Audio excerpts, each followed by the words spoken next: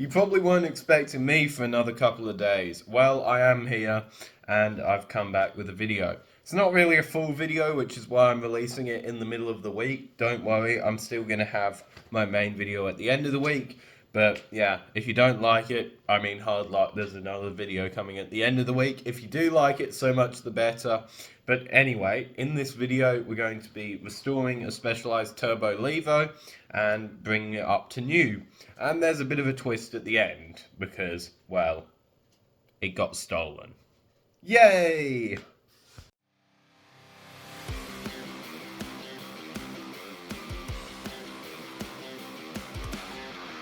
When I picked up the bike, it was in awful condition. The rear shock had collapsed, the motor didn't work, and if I'm being honest, I don't think this bike has seen a single workshop in its entire lifetime.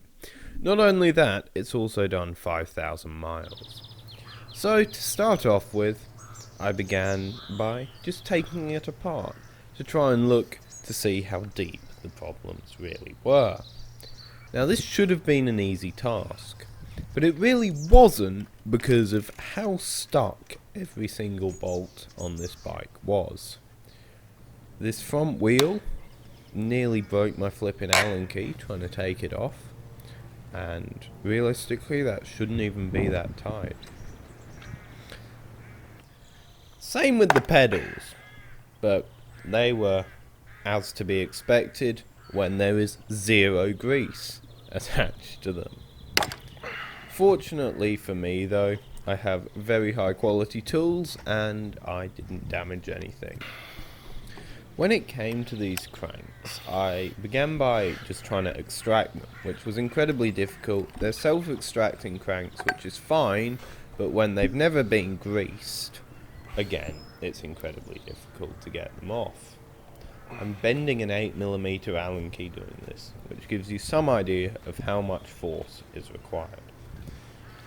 At this point, unfortunately, the weather took a bit of a turn for the worse, so I had to bring everything inside so I could work on it a little bit better.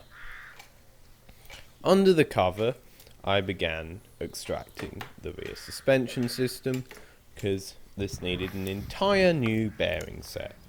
That's not the end of the world. I mean, a new bearing set, that's a shame, but really not too hard to do. What was hard was getting it apart with all that filth in it. With the rear suspension apart, I thought now was as good a time as any to work on the rear shock. Now, this rear shock is actually working fine. It just needs a new set of seals.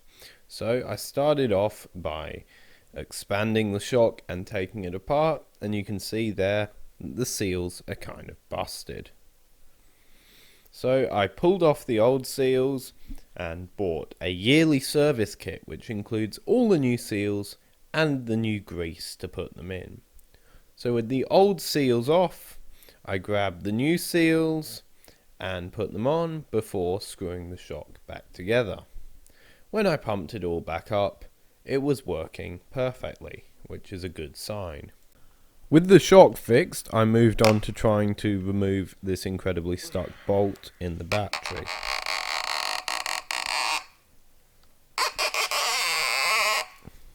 Pleasant noises.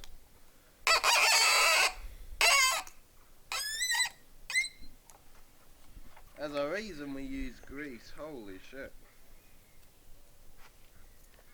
I then began taking the motor out, which is easy to do on these Levos. It's just 4 bolts and then a couple of cables you have to disconnect.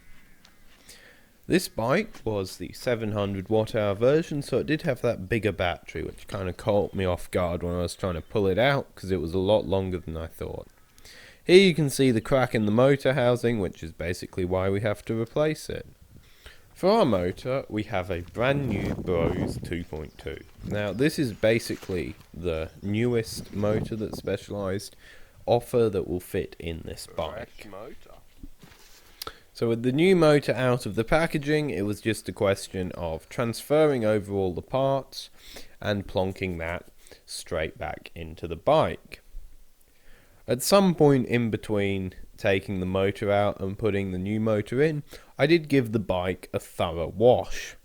I just probably didn't film that because it's quite boring. With the bike now clean and the new motor installed, I put it back together and just did a little bit of housekeeping. New brake hoses, new gear cables, as well as giving the brakes a nice bleed.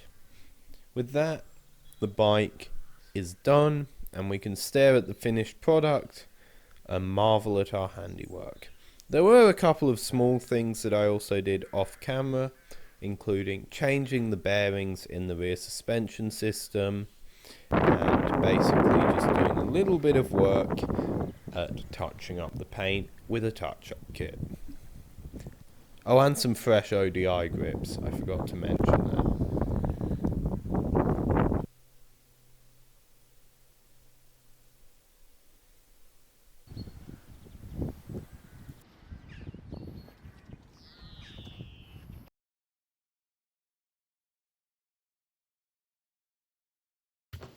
Right, well, the bike got stolen. I already spoiled that fact at the start.